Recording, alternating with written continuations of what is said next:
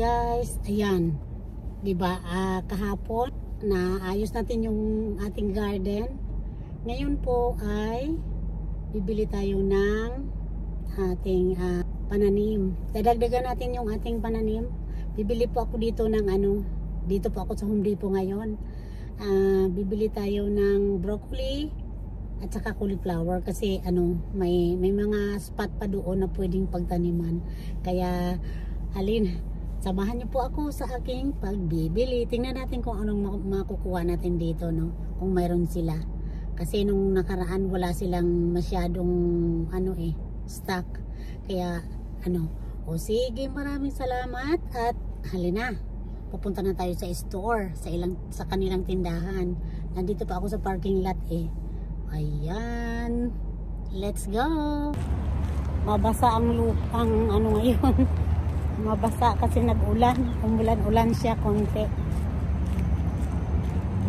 Ayan guys. Oh, ang ganda ng mga bulaklak. Ang ganda na yun ng mga tanim nila.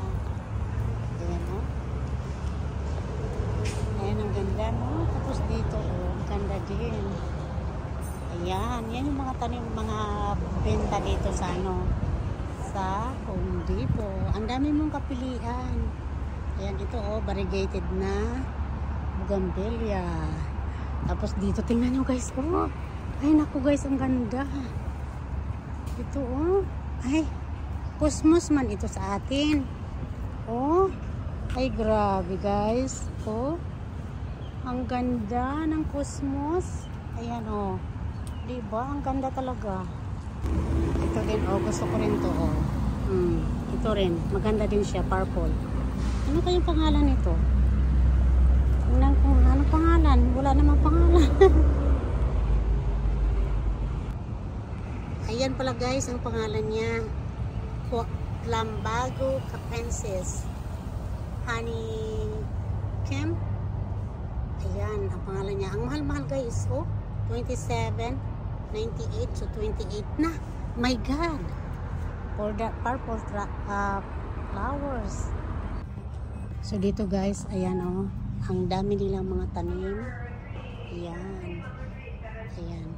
Dito. So maghahanap tayo dito ng lettuce.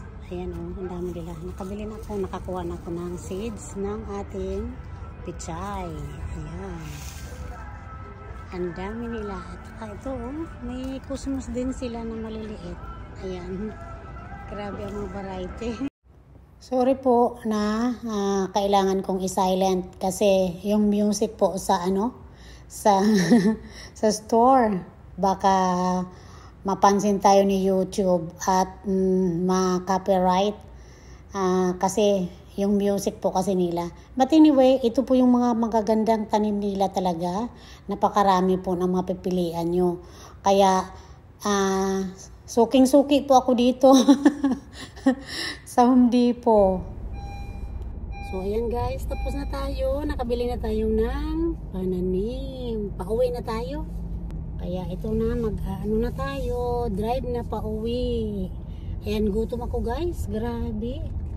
Kasi nag-almusal naman ako bago ako umalis, pero ewan ko ba, madali akong magutom, madaling mabusog at madaling magutom. Ayan, sige, mag-drive na ako guys. Muna, hindi muna tayo mag filming dito or video kasi mahirap, nagda-drive tayo. Ayan, sige, we'll see you at home. Kita-kita tayo sa bahay.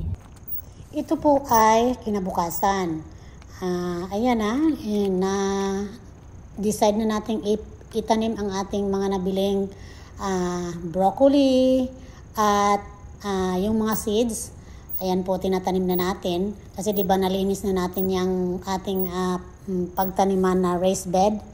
Kaya, ayan. So, pinaghahati-hati ko lang dyan. Isang lang din naman. So, mga 6 na piraso, 6 na puno ang ating broccoli. Tapos, ito naman ay zucchini. Sabi ko, itry ko kung baka sakaling mabuhay at mamunga bago mag-freeze ang panahon. At dito kasi may dalawa pa akong natira na zucchini. Dito ko itatanim dito sa maliit na maliit na box na ginawa ko din yan. Dito ko siya itatanim. Ayan, tinatanim na natin. Inayos ko muna siya, no. Maganda ang pagka-prepare ko dyan kasi talagang inano ko yung mga layang dahon ng squash ko or kalabasa nung summer. Kaya napakaganda po ng ilalim niyan. So ayan, natapos na tayo at dito, bumalik po ako dito para itanim natin na naman yung ating mga seeds. Ang mga seeds naman ay ang mga seeds natin ay pichay at spinach. Yan po yung pinagtatanim natin doon sa bakanting spot ng ating garden. So dito ako sa kabila naman. Ayan, di ba may mga spot pa. So diyan ko po itinanim ang mga seeds na siya, yung mga buto. Kaya sana tumubo sila at mabigyan ako ng gulay ngayong parating na winter. Kasi ang spinach naman 20 days lang 20 to 30 days. Ganun din ang pichay. So hopefully, bago lumamig, ayan, may gulay tayo. Ayan lang po ang ating pag-asa. Maraming salamat po. Sana sa mga kababayan ko, hello po. Sa mga taga Pilipinas, saan man kayo ng sulok ng mundo, sa Canada. Mayroon po akong mga viewers sa Canada, saka sa Poland. Maraming salamat po sa panunood.